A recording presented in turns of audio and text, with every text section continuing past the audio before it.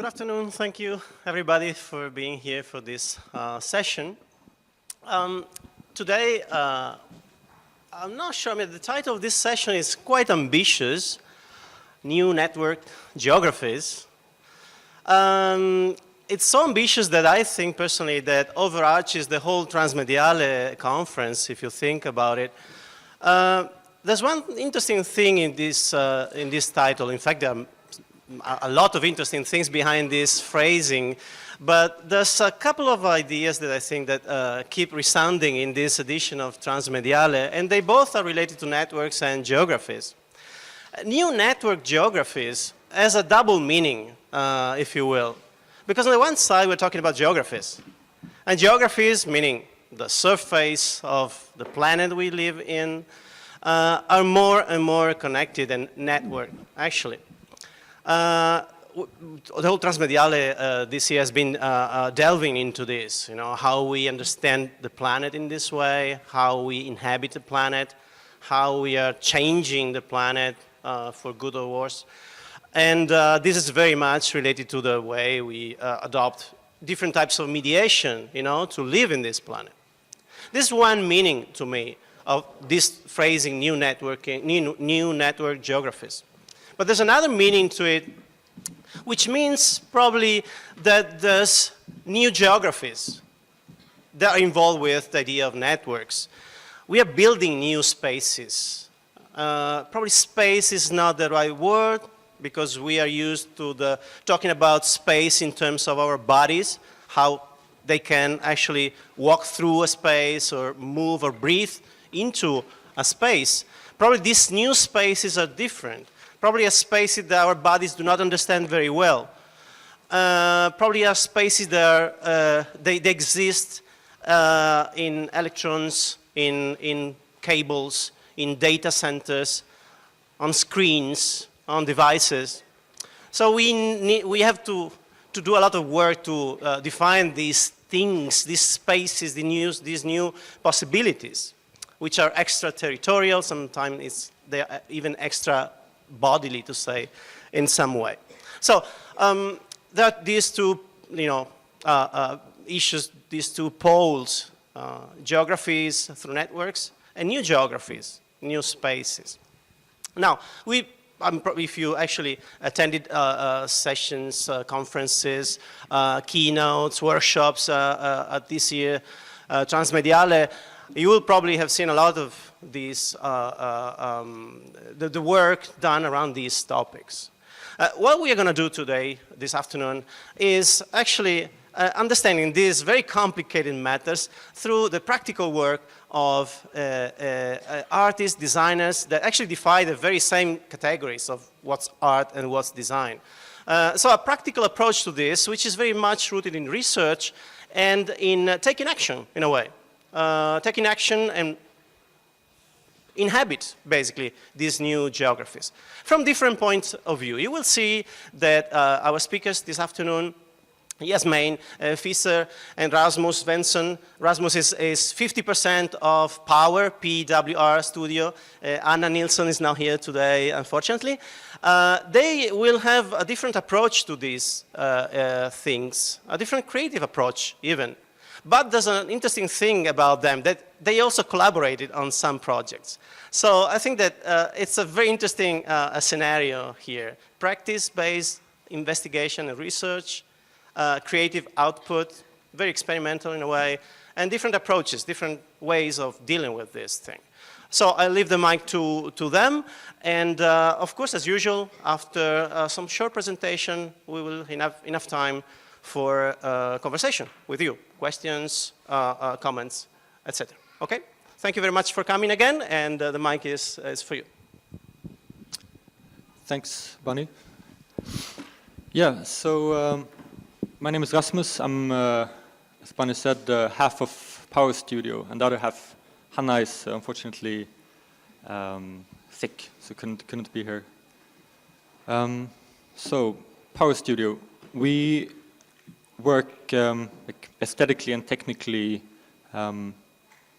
sort of taking up the professional role of the designer.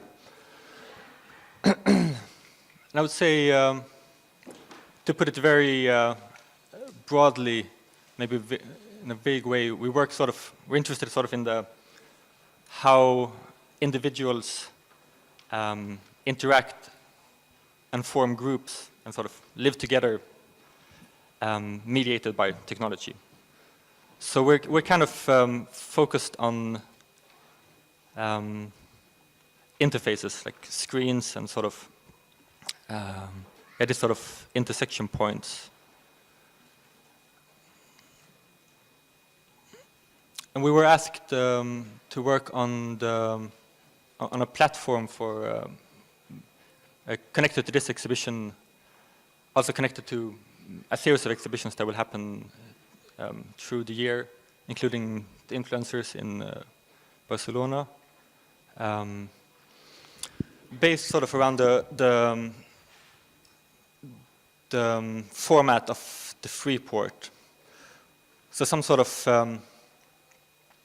in a way, like extraterritorial place or like a non-place or repository for stuff, or in this case, information, so digital stuff. And one aspect of it was to try to work with alternative ways of distributing and alternative ways of sort of alternative internets or alternative webs. And we decided to work with something called IPFS, which is a peer-to-peer file system that we have been interested in for quite some time. Because maybe I should say when we talk about geographies, like in a way we're sort of more interested in maybe like sort of the geometries or topographies or something like that of networks, or the sort of data structures. So we worked on, like, if you like here to the right upper corner, there's sort of the thing that you see, like if you the sort of the gateway or the front end, and then there's sort of like a layer that works as a gateway between like sort of the old internet, the old web, and sort of what could potentially be a new web. And without getting into like the technicalities of it, what we find interesting with this, to take another sort of geometrical or diagrammatical view of it, is IPFS as a sort of way of packaging data works in the way that you have a piece of data and you get like sort of and you enter this into like a sort of a machine or a function, and then you get out like almost like a magical number, like what is called a hash of this data. And this to me is like sort of the thing I found most interesting, because you almost get into like some sort of like Borges library of Babel thing, where like each piece of information has its own code. And we're working quite a bit with this a couple of years back, trying to work on something, sort of a permanent publishing platform where you would be able to publish text and then have it sort of have it be verifiable through this hash. And it didn't actually go that far, but this is sort of an idea that we can come back to.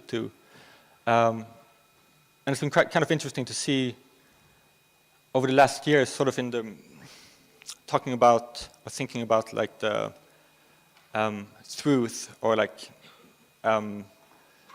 verifiable information, because there's been, of course, a lot of talk about, I mean, fake news and things, yeah, sort of the possibility of actually of knowing like the world in a way. But I mean, this technological solution doesn't really. It's only able to verify content in an extremely literal way. So, like for example, here you have two different phrases I mean, or the same phrase, but like written in two slightly different ways, and they result in completely different codes. So it's really like, yeah, it doesn't really like solve the problem of meaning. Yeah, this is something I like to just. This is a project that actually Hanna is working on together with a Finnish artist called Jana Suttila. It's a bit related because they are developing a technique for extracting sort of the essence of a human being into a sort of compressed form, so like the physical essence of a human being. So I will not talk too much about it because I don't really know too much about it. Unfortunately, Hanna is not here, but yeah. So trying to follow this thread a bit further, here's a video, or stills from a video that we're currently working on, called Pandemonium. And it's trying to show a future where you could say that this sort of addressability of information has, or information has sort of merged with the physical reality. Because we're definitely like a lot more focused on like the digital aspects of things. But we also, I mean, in this case, envision a even closer intermeshing of like physical and digital. So we're trying to imagine some sort of interface, like a very physical interface that almost becomes some sort of how to put it? Almost becomes some sort of divination or something like that. So like sort of interacting with material that somehow is like interface to something else. And also trying to show it in a very physical way, although like the end result in our case is shown on a screen, so it's images, like flat images.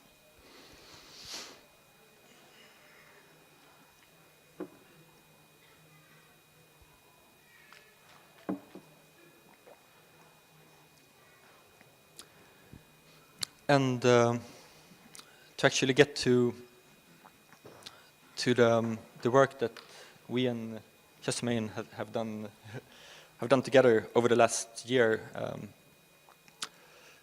So this is a project called Surfclub that was shown here on the opening, so maybe some of you saw it. And I think we have slightly, or maybe first to describe it like practically, it's like a infinite film composed of live streams.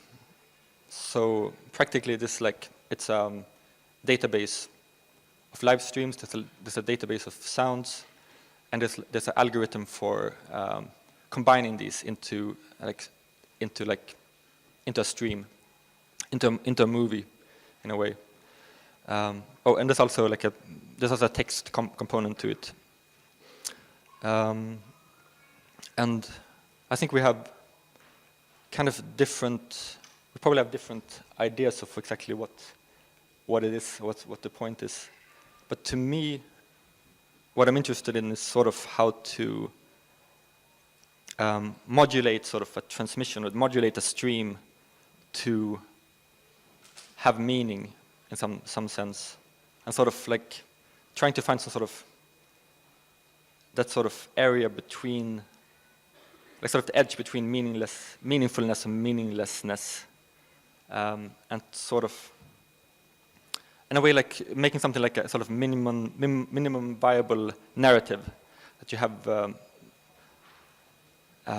something that does balance on that edge. And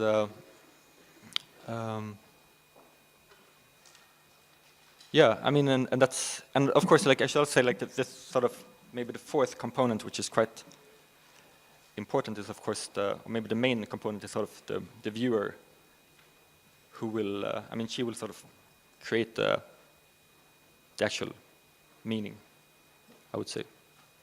Yeah. Oh, sorry. Yeah, I think I'm done. So maybe. Who was here for the opening night for the screening? Have you actually saw the Surfclub video stream? How many? Can you raise your hand just to have an idea? Oh, just very few of them. Okay, so it's probably new to them. Yeah. So let's show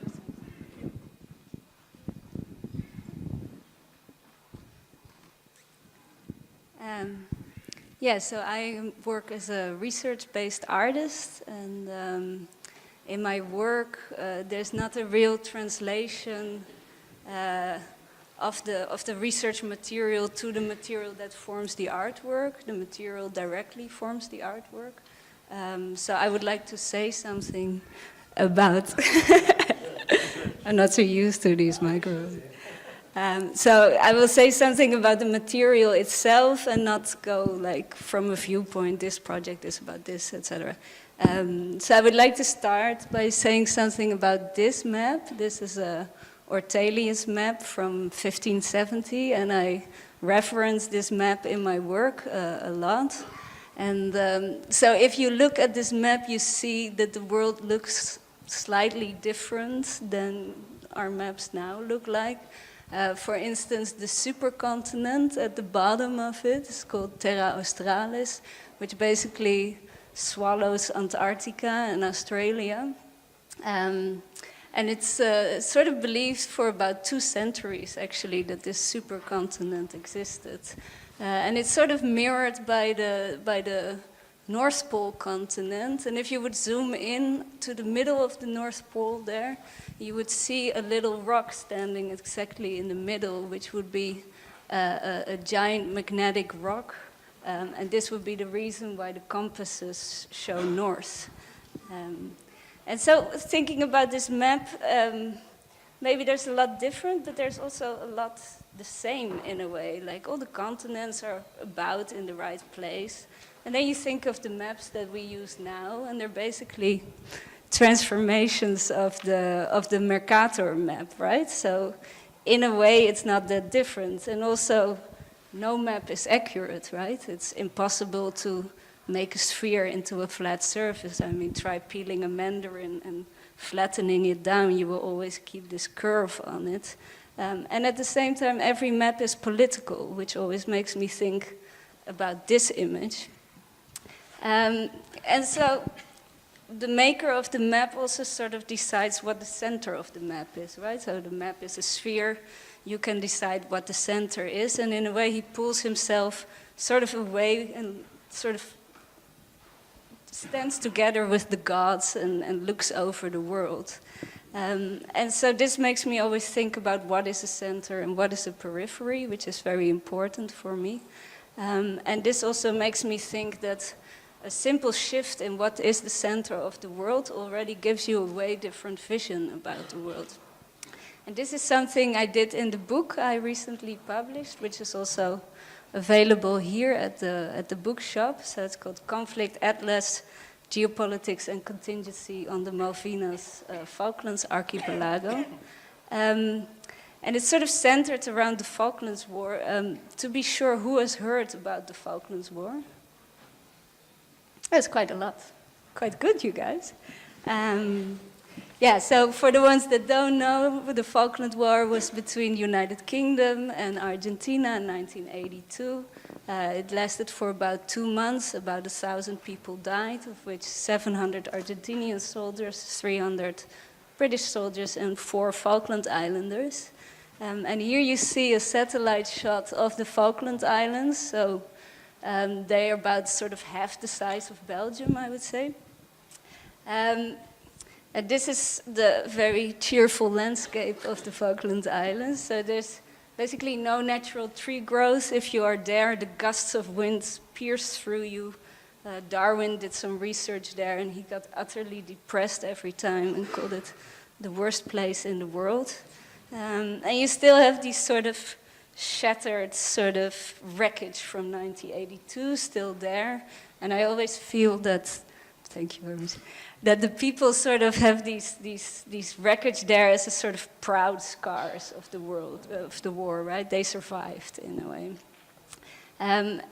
And so lots of people, when they think about the Falklands War, they think of Thatcher and the big task force and loud music and red screens. And it's sort of almost like a boy dream, right? The kids who were like 10 at that time had posters of Falklands War in their room. But what I found more interesting, just taking a step back, is that every event leading to the Falklands conflict was actually connected to some bigger geopolitical conflict somewhere in the world. So what I decided to do is create a book about the history of war as seen through the eyes of the Falkland Islands. And I'm going to give a little example of that. So for instance, this is a minefield that is presently there. The war left about 25,000 landmines, of which 20 anti-personnel mines and 5,000 anti-vehicle mines. And since 2009, these landmines are dug out by Zimbabwean deminers. And deminer is actually a word. And so they come with groups of about 50. And I traveled with them for a while. And as you can see, clearing a landmine on the Falkland Islands is not really a very high-tech thing to do. So these little red sticks you see there, they signify a landmine. Then they build a trench around it, and then they basically lay down in the trench, which you can see is like peat soil here, and have a very sophisticated stick, and then poke until they find the landmine, and then sort of put it at the daily harvest site here, which is a spectacular firework every day. And I find this story about the Zimbabweans quite strange because, as many of you know, Zimbabwe used to be a colony of the United Kingdom called Rhodesia. Cecil Rhodes, the colonizer of Zimbabwe, actually believed that United Kingdom was the summum of civilization, right? And he felt that everybody who was part of this, who could be a colony of this great United Kingdom, had won a lot from the lottery. And so he was very surprised that when he colonized what he called Rhodesia, actually there was a lot of uprising. And the woman that you see here in the middle is called Nehanda, and she's a very important figure of the uprising against Cecil Rhodes. Regretfully, they did not win against Cecil Rhodes, but this man, who you all know, Mugabe, he did. He was recently taken out of power after 37 years. And because of the big fight against the United Kingdom, which lasted for a couple of centuries, still about 20,000 landmines in Zimbabwe remain. And because of this, there's a lot of landmine clearing expertise in Zimbabwe. At the same time, because the reign of Mugabe was considered a dictatorship,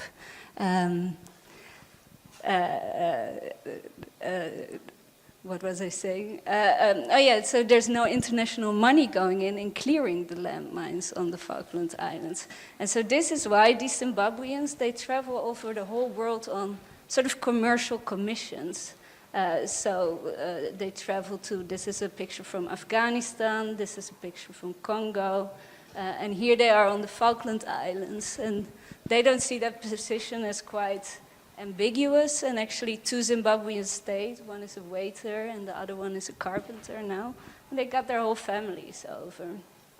And so in the conflict atlas, I sort of follow the story of the Zimbabwean war through the eyes of the Zimbabwean deminers.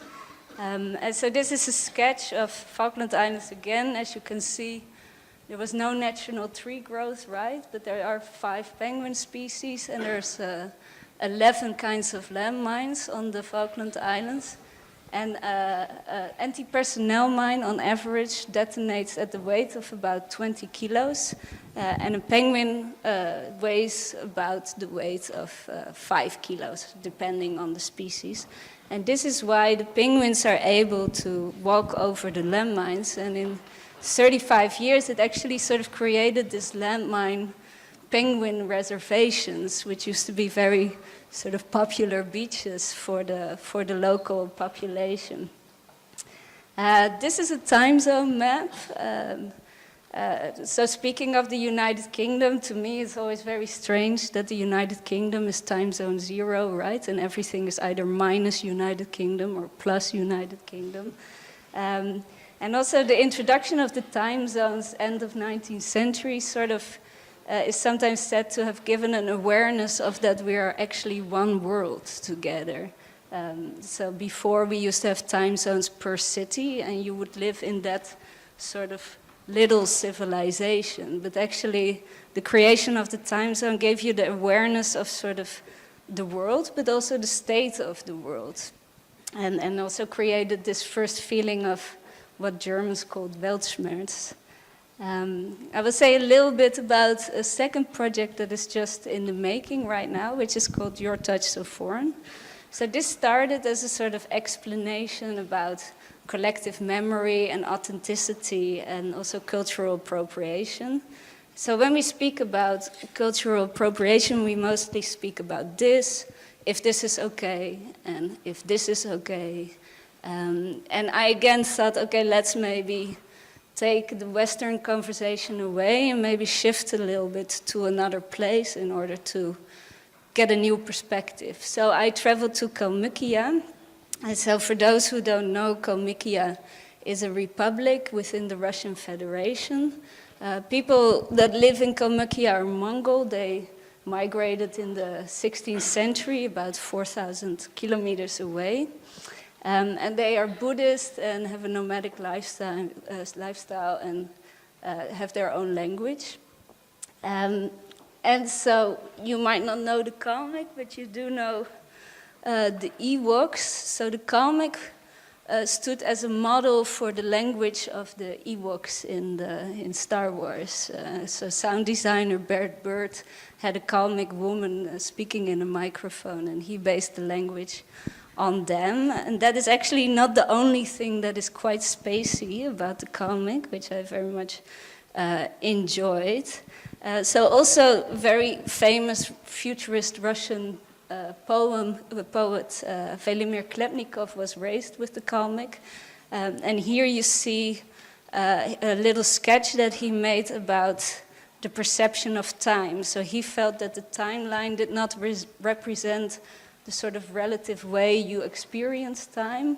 And he was drafting all kinds of new constellations in which you can represent time. And he was in his work always very influenced by the Kalmyk. So there was this sort of true attempt to sort of eliminate all culture of the Kalmyk during the Soviet time. First, they weren't allowed to be nomads anymore. Then they took away the language, the clothes, etc. And then in 1943, for 14 years, the entire population was deported to Siberia. And when I was there, I had the privilege to speak to a lot of survivors about these deportations. And during my trip, we made this sort of visual sketch, which takes about 5 minutes, which is basically all based on interviews with them. So we'll put the sound on now.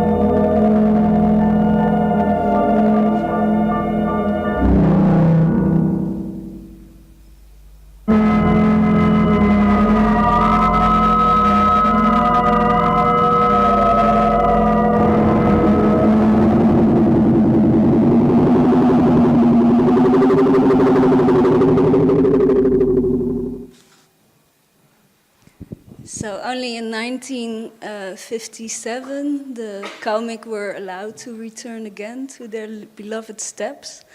And that was actually all that there was, right? There was only steppes. There were no houses, no temples, etc. And so they had the choice how to rebuild their own culture again. And only after the dissolution of the Soviet Union in the 1990s, they were actually allowed to speak their own language again and to practice Buddhism again. So by that time, they had 2 full generations that was sort of detached from their own culture.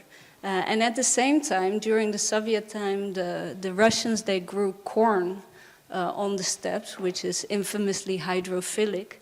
And this drew all the water out from the steppes. And right now, Kalmykia, in combination with global warming, is 80% suffering from the process of desertification. And all this sort of distance made me think about, so there's this distance from who they were as Mongols, who they were before the deportations, who they were before the dissolution of the Soviet Union.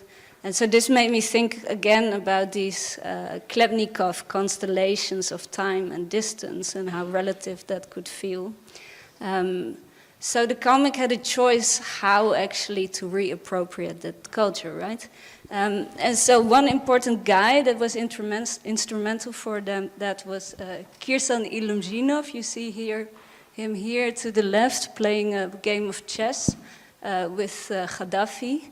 And Kirsan Ilyumzhinov did not only believe that he was abducted by aliens, but he also believed that and still believes that chess is a game that comes from space, and because everywhere in the world the rules are the same.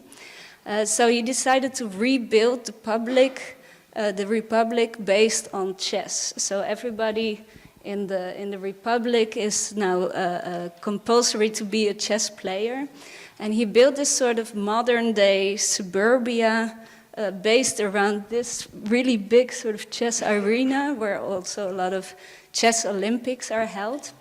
And he built this sort of little city around it, which looks very much like a little bit of like a Truman Show. And the city actually also has different praying points for different religions. So there's like a little Buddhist place, a little Christian place, there's even a little Islamic place. So it's very Truman Showy. And think about this is the poorest republic in all of Russia, right? So this is a very strange gesture to make. And they also made this sort of chess sort of fashion, because the fashion is a big discussion in the authenticity question between the Kalmyk right now. So they're all the time discussing about, do you follow tradition from before the deportations to every little detail? This is a famous hat from before the deportations, or do you customize and go with globalization? And that's maybe like a nice note to end on. That there's a little clip here where you also can hear the famous Kalmyk Ewok language. خلوي كلنا بلغينا كل مرتلقو بي إفراترسكن كلان مدخر بياناف تدنا دا يونجي جيكالكسن مدفتا En yirin surur, tadniga enuge orçultun giçkün sur жақшы. Бұл таднигі күн шо жақшы, тана чиретіні күн серіөл қар бәқшы, таднигі терскінші бішіт, геже күн басы кемшәғар бәқшы. Мадын шүйліғына тұскар келжена ведін. Гегәрілті иркчен сук делкен, сук улсын дейілді, зуктер олына қаясын дотыр, евре улсан кейхар бәнті. Амрын қайға торсы келер, онсы келер, дуғарат, евре келер ғайрқын бі? Але юм союлго теркеверин өлдәхын бе, хосын, ғырарын сәвәт, нанды керго битегет бәнәв гиғат. Келәсі, сойласы еклет, яғжы мана халмы ғылысын ұға, сеген, заң, бәртсі, гейдрет кезе ұға болықын көләхін бе, ең цук тана бейінтін шүйілігі бол жана. Тадында үйінін сән геже, тадын еврен метхі зефтәд. Тана ухан энөгін ектауын ғарқын, тадын метхі зефтәд. Биясын авыны келтін. Кехі күн арған қәдік, кешко күн чинрәрін қәдік. Альда ювчыгын келен мартылго дотран хадғылат йоқы керкті. Хоурындан бичікдәд қарқыларын зөйрі тұрскын келерін күйіндәд бәқілі, мана келін бұйсышко. Yeah, so maybe to end with a map as well, and the connection to Surfclub as well, is for me looking at all these maps in my work always and thinking about this. So this is of course the backbone map, right? The cables of the internet that are through the ocean. For me, this map has like a incredible potential, because not only thinking about the tangible cables, but thinking that the internet sort of can put you in touch with a place and completely foregoing the map. And this is what I really enjoy about this live stream as well, because with the map you are always dependent on who created it, and then regarding that it's thinking about, am I in that center or not, and what does that say about me? And actually in the process of working on Surfclub, it was very interesting to have this sort of direct connection to a place in the world, and feeling this sort of relative space instead of this sort of power tool instead. And so maybe we can put Surfclub on the backdrop now a little bit.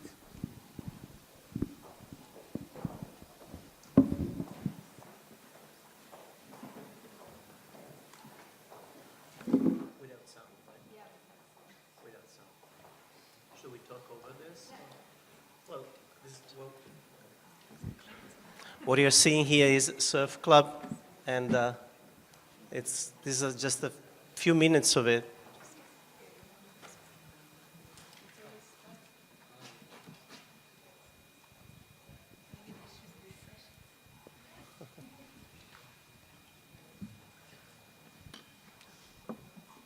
Can we talk over these images? So what's Surfclub? Practically speaking, is it just like a flow of images that are flowing through the internet? Yeah, exactly. It's a database of live streams that is put together by a sort of an algorithmic director. They're all live. They're live streams. Yeah.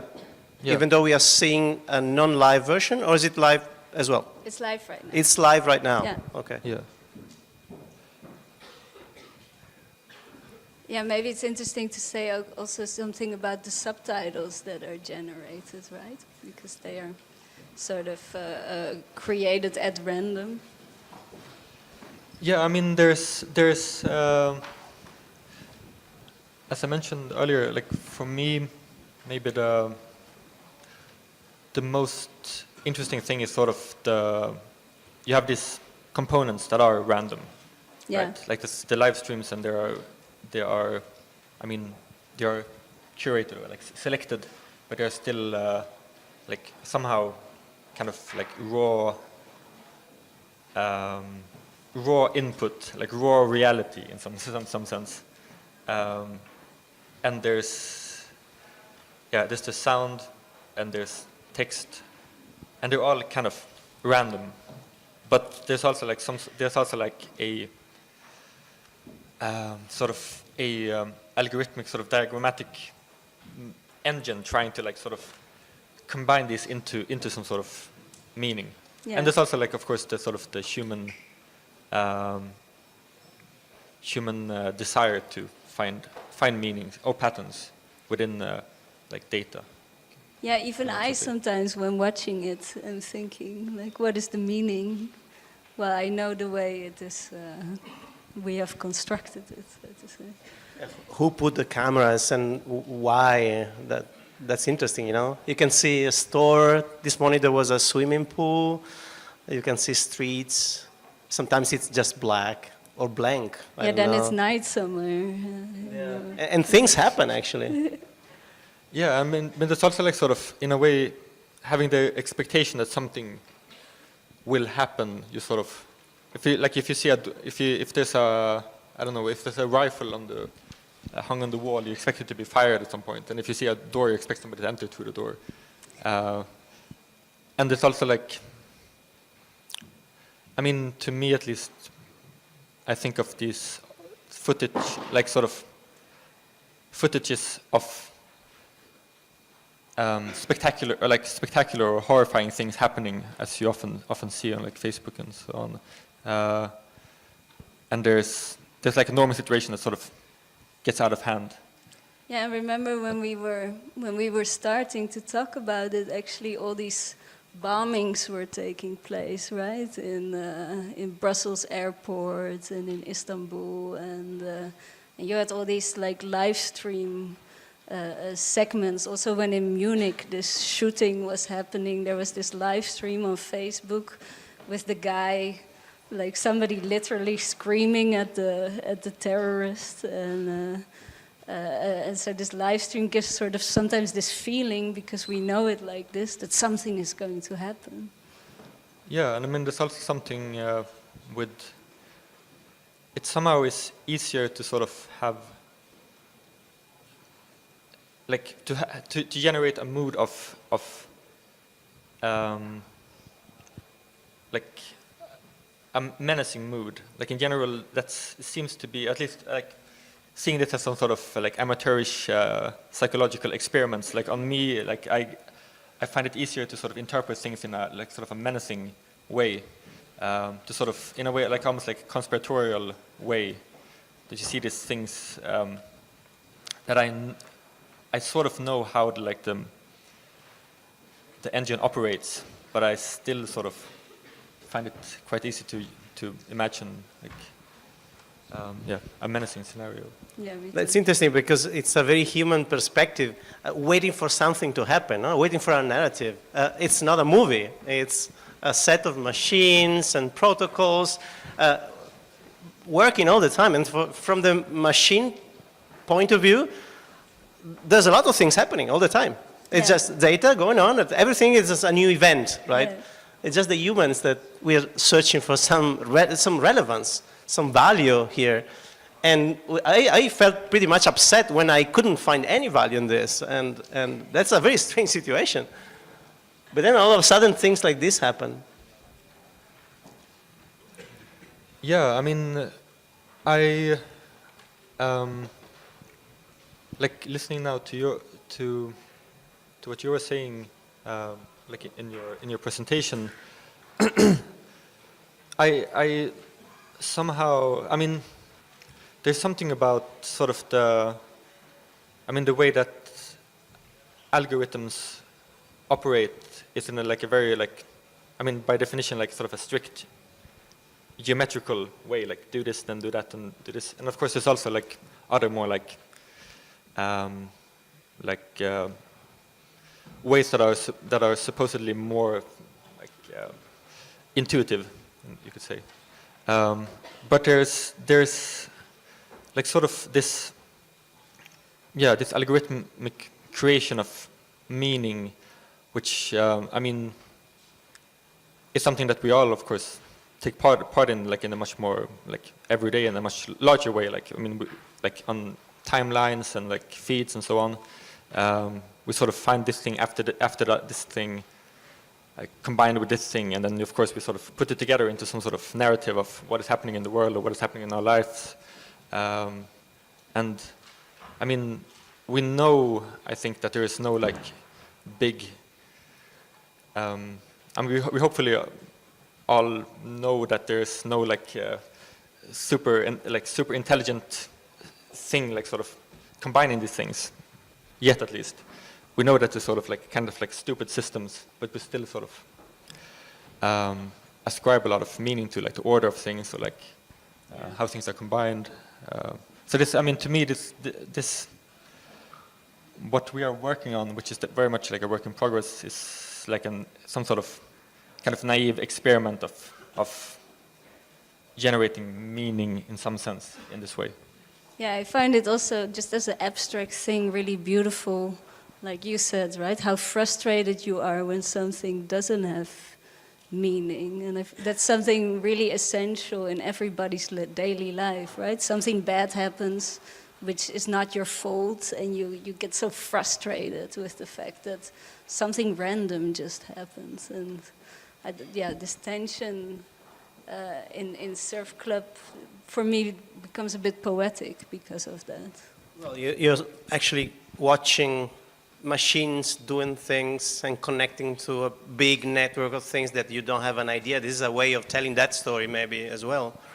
But there's one thing that actually surprises me, because this is like a history about what humans understand as void. Nothing is happening, and again, it can be interesting for all the things, the reasons we've been talking about so far.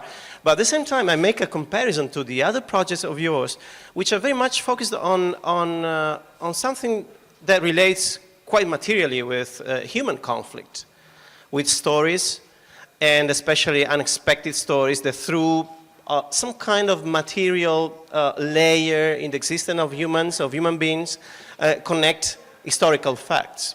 So it's right the opposite of void. Even the smallest thing, the Zimbabwean deminers on the Falkland Islands, actually there is a very strong reason why, and everything is interconnected. So just the opposite of void is an excess of meaning that it becomes unperceived.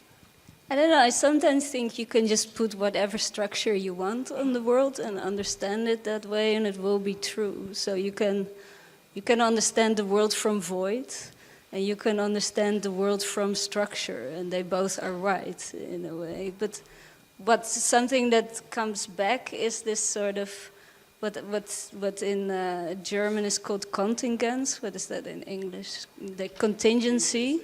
This sort of, I like that when things happen. Yeah, of course, the Zimbabweans, that is not random, right? But this chess is a bit random, and the Ewoks is a bit random, and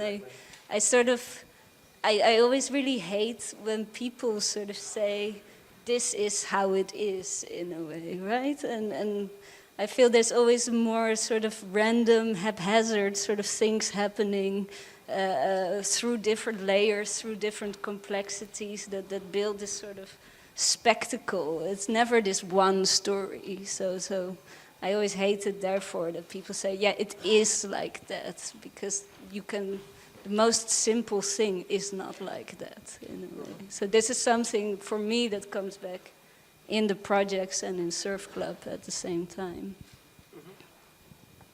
Do you have any question about, even practical questions about how was that done, or there are microphones, I guess, over there and there?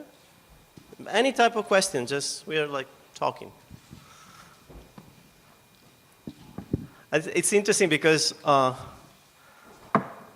Rasmus and Jasmijn have different backgrounds. According to usual definition of categories, Rasmus is more of a designer and Jasmijn is more of an artist. But again, it's very fascinating how these territories are also shifting in a way. And there's so many things designers can learn from artists and vice versa. And that's, I think, as also a professor in design schools, it's something that I can see every day. And I use art methodologies to do design research in a way. And even to explain theories, I use art examples without even telling they are art.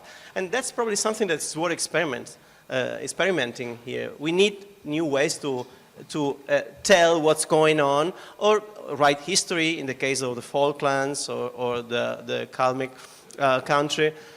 We badly need new ways of telling relevant knowledge and reproducing it, right? Do you think that your backgrounds helped this collaboration or maybe posed some obstacles to it?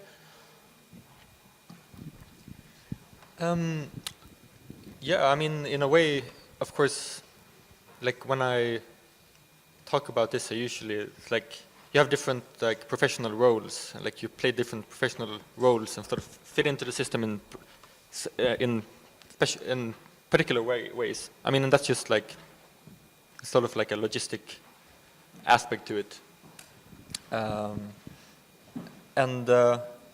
Yeah, I mean, there's definitely, I mean, I realize like every time that I speak to somebody, I mean, every time I speak to somebody, I realize that, I mean, for example, I'm extremely focused on screens, or like sort of flat representations of things, and like symbols and like sort of diagrams, and like more like, which is, I mean, I have like a graphic design background, so that's sort of like the way I see things. Even if when I do like videos and stuff, I sort of see it as the end result as like sort of a flat thing. And I realize that definitely every time I have to like deal with like three-dimensional situations, I mean, in a more professional manner, I realize that it's, yeah, and definitely like just, I mean, for example, I mean, your work, you're much, or I get the impression that it's much more specific in like dealing with a particular place, whereas I'm sort of, yeah, I think also in our collaboration, I think that I, for example, I mean, you worked a lot with the streams, yeah, like finding the streams, so you have a more like understanding of where they are coming from, and to me they're sort of like just this thing, like I don't know where they are from. Yeah. So I mean, I'm pretty sure we see it differently in that way. But yeah. Yeah, I think so too. But also I found, even though you, of course, you have like more digital mind in a way, and I have more like an earth mind. But I also found like a lot of our references still also were the same. Like we spoke a lot about literature and sort of other references. So I found it a very interesting balance in a way, that speaking on, in a way, is the same level with completely different references, and yeah, it made a sort of a new space between us in a way, literally. I think there's a question over there. Oh, there's a question? Okay.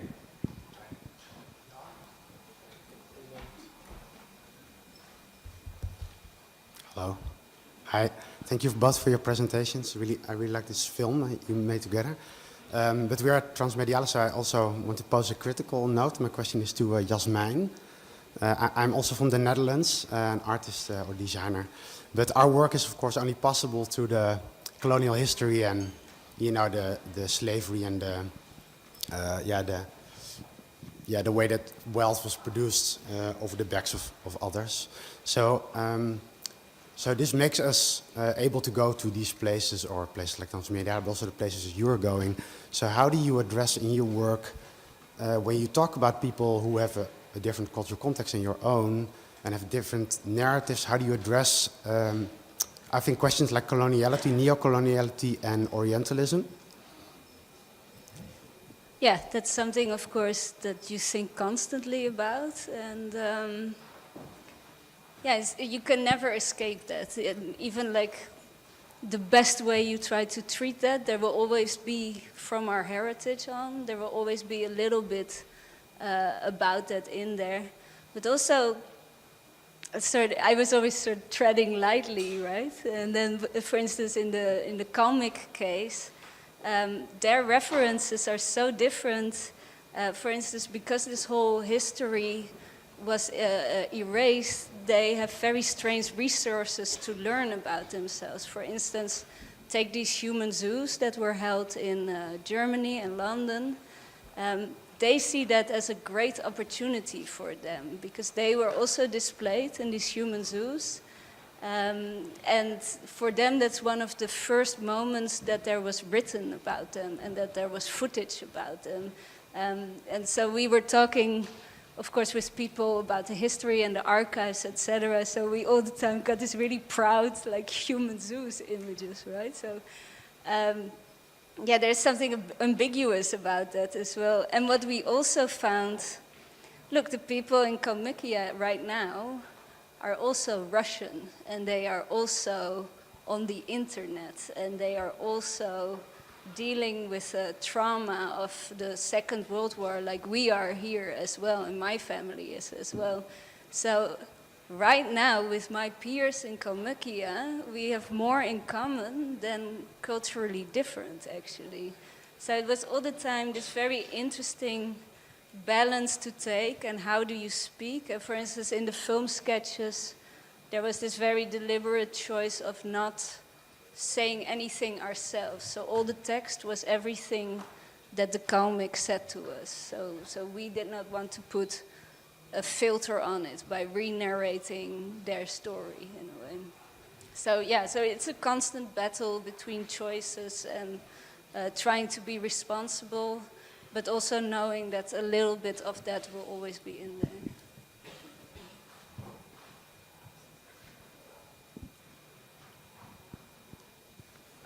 Any more questions?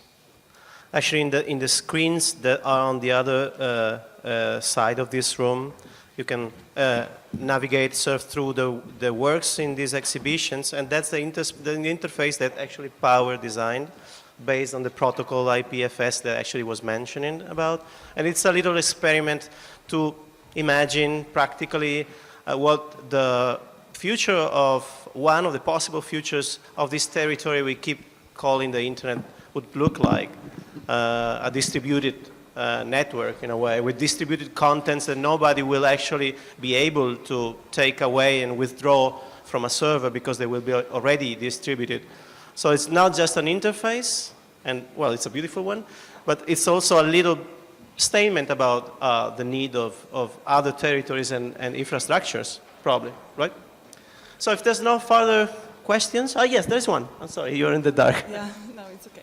Hi, I would first like to thank you for your lecture, and I would like to ask you, in your research, when you were researching Kalmyk people, I've noticed that they are trying to rebuild their nation and to rebuild their language.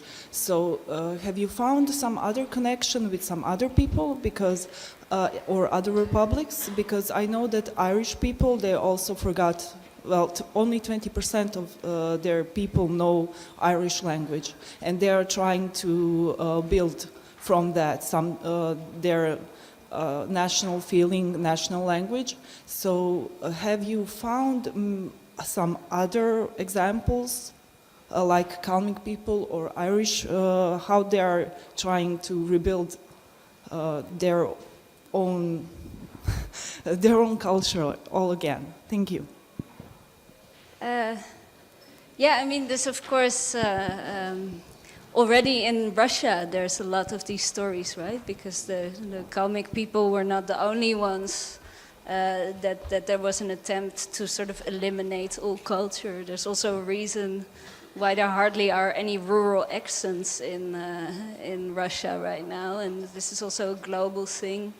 I think in the choice of the Kalmyk, it was also about who can we tell the story that relates a lot to more universal topics. So it was not about doing some anthropologic or something, research like that, but more like who has a story that really resonates. And we really loved this whole science fiction aspect of the Kalmyk, and also this Khlebnikov poet, and it had something elevated. And actually, if you are there, it has something really spacey as well, which is really great. So this is why you can, of course, choose any place you want to, but this is why I chose Kalmykia.